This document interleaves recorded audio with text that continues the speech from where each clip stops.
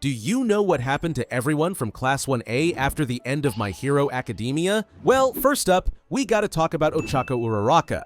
She didn't just become a pro hero, she even started a quirk counseling service for people with strange and misunderstood quirks, just like Toga's Transform quirk, because she wanted to help people so they don't go down the same dark path Toga did. And yeah, it worked. Her quirk counseling became super popular in Japan, and quirk-related crime rates dropped a lot. This service was so good, it even went international. Yep, Uraraka is actually pretty famous now for literally changing people's lives. That said, being both a pro hero and running her quirk counseling was really exhausting for her. But she keeps pushing because she feels like she owes it to Toga, as she still feels like she let Toga down. So she literally never does anything other than work. Well, until one day, when everyone from Class 1A reunited to celebrate Shoto becoming the number 2 hero. Yeah, we'll get to that later. Uraraka met Izuku, and they both finally confess their feelings for each other and become a couple. So she's a pro hero with a super popular quirk counseling service, and finally got the man she always wanted. But talking about Uraraka, we actually gotta talk about Asui as well. This girl went solo as a pro hero and even opened her own hero agency close to where her parents are, since she wanted to be closer with her parents and spend more time with them. She works hard doing hero stuff, but whenever she can, she helps and assists Uraraka with her quirk counseling, since they're still best friends and try to spend as much time together as possible. Now, I mentioned Shoto becoming the number 2 hero, so we gotta talk about him next. And yeah, this guy was super popular the second he became a pro hero, so it didn't take long before he became the number 2 hero in Japan. Why not number 1 though? Well, because that spot belongs to Lemillion. Oh, and guess what Shoto's pro hero name is? It's Shoto, the air conditioning hero. Yep, that's his actual hero name, I'm not even joking. Anyway, Shoto is always out doing hero work, and even though a lot of people actually first didn't like him that much because of his connection to Dabi and people finding out how cruel Endeavor was, the public quickly forgot all about that, because they love him, even though he's still really dense and awkward in interviews. Yeah, remember that interview training with Matt Lady? This guy hasn't changed one bit. Oh, and remember when Shoto helped those brats at Masagaki Academy with Bakugo and the others? Well, the kids literally nicknamed him Weenies Man because of the shape of his emergency supply kits. Yep, Weenies Man. Anyway, after seeing Shoto during the final war, Masagaki Academy actually started a festival in honor of Shoto, called 5 Weenies Festival. And it's an annual event that Shoto also comes to every year. He does this for the kids and also for himself to have fun, because he wishes he could have had normal and fun summers like this, instead of having to train all day. On top of all that, Shoto actually also takes chopstick and bowl creating classes, because he thinks food tastes better when you eat it with stuff you made yourself. And he actually also said one day when praying at Dabi's altar that he's always loved eating food, and now he has spare room in his heart to make it a priority, as he actually wants more out of life than just being a hero. And yeah, if there's one person who deserves to live a happy life, it's Shoto. Alright, next up, let's talk about Mineta.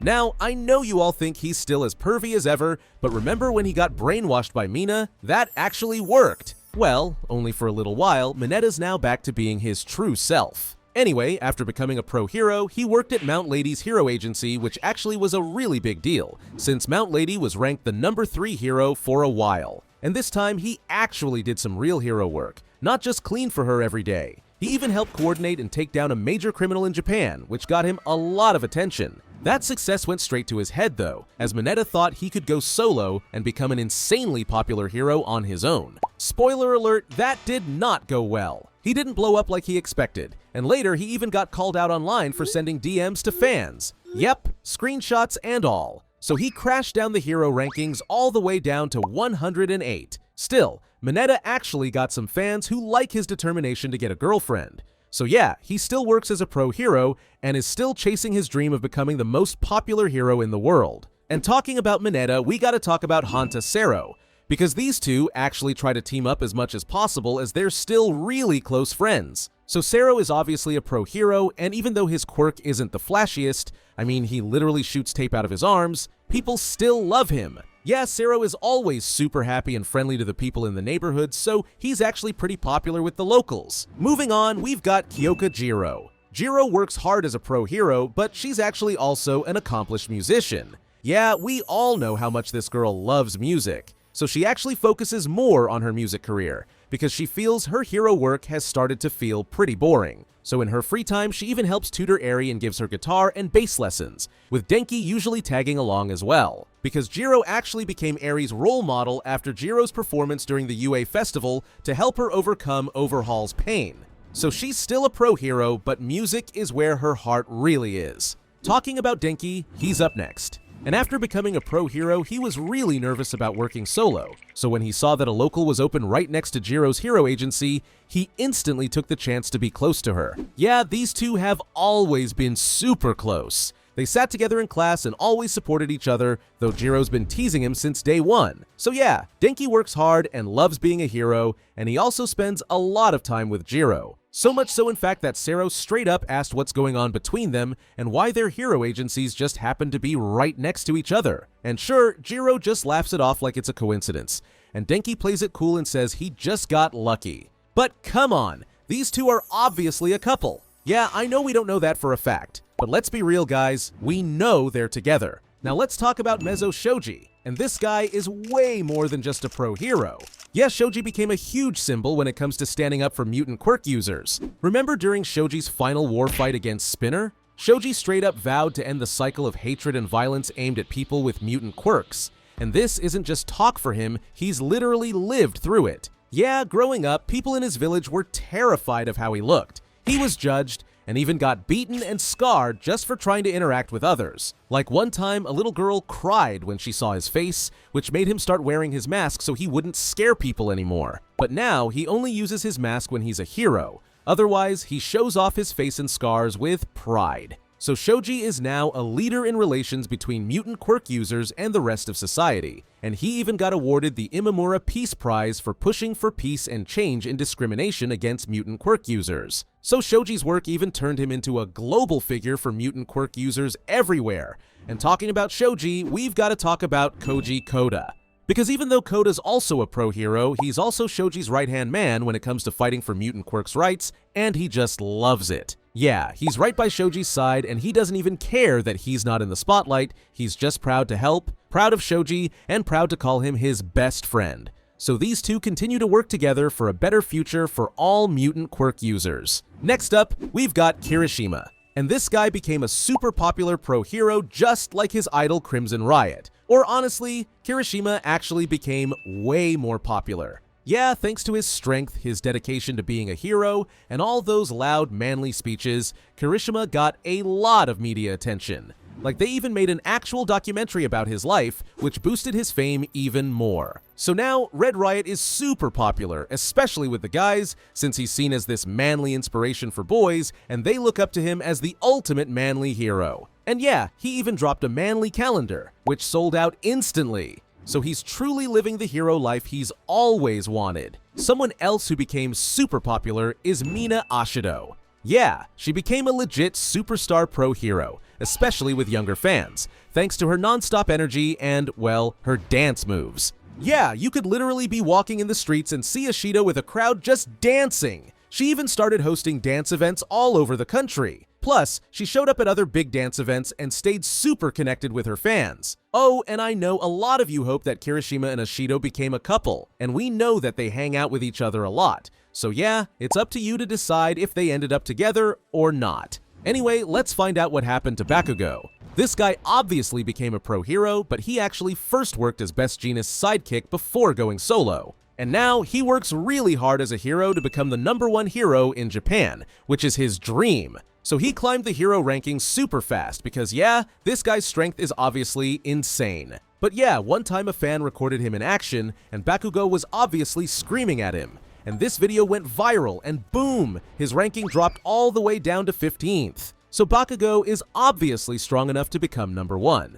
But people just can't get over how aggressive and rude he is to everyone. And as we know, he sucks at interviews and just screams at people. Still, Bakugo fought his way back to rank 5, and that's because he actually got his rival back to fight with. But we'll talk more about his rival really soon. Anyway, he still hangs out a lot with Best Jeanist and Edgeshot who believe in him and help him out. Oh, and yeah, he got rich. Between being one of the top heroes and literally taking out All For One during the final war, or well, technically taking him out, he absolutely deserves every penny he got. And just to top it off, All Might eventually signed his card. So yeah, this guy is still working to become the strongest hero ever, which he's always dreamt about. Another former Class 1A student who works hard as a hero is Rikido Sato.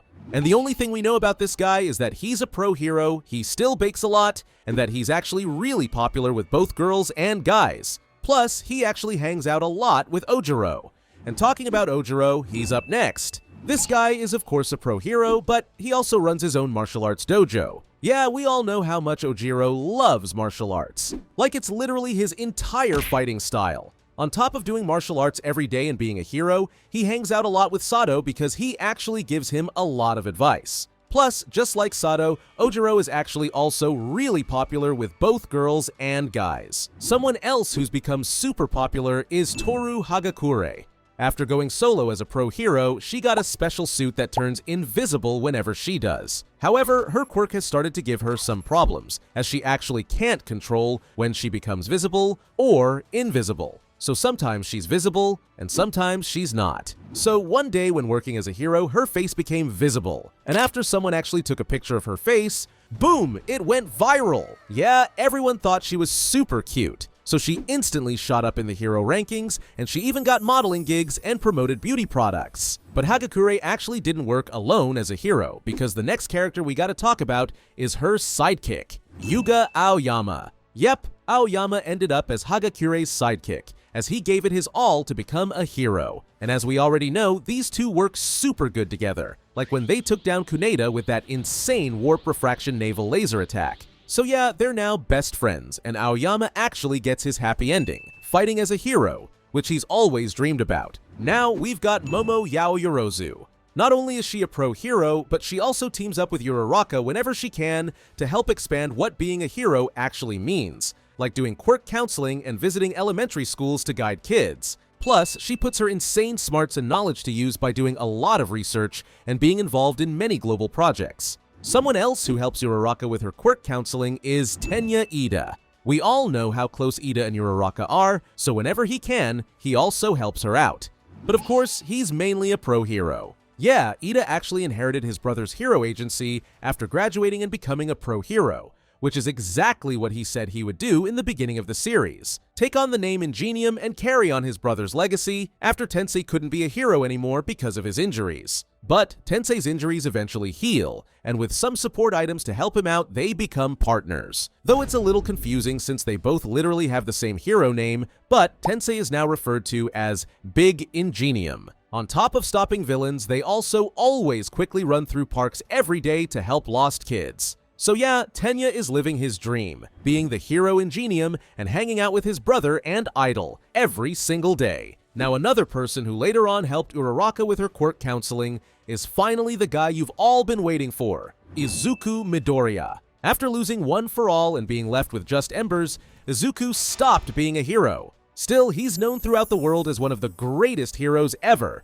so this guy is now super famous. But instead of being a hero, he became a homeroom teacher at UA and teaches hero history. And if there's one guy that knows everything about the history of heroes, it's this guy. I mean, he literally lived through the entire war with Shigaraki and All for One. And he's even talked to all former One for All users, so he knows everything that happened in the past, so he's just perfect for the job. Although, he does still talk way too fast and just mumbles. Still, he loves to teach and to guide the next generation of heroes. I mean, he gets to hang out with Kota all day, though Aizawa definitely thinks he needs to be way stricter with his students. However, deep down, he does still miss being a hero. But what he didn't know was that All Might and everyone from Class 1A, together with Melissa Shield and Mei Hatsume, created a high-tech combat suit for him, which actually was mostly funded and led by Bakugo since this guy is rich and wanted his rival back. And yeah, Izuku obviously tears up, and once again, he becomes a hero. Yeah, he instantly shoots up to number 4 in the hero rankings, being known as One for All hero Deku.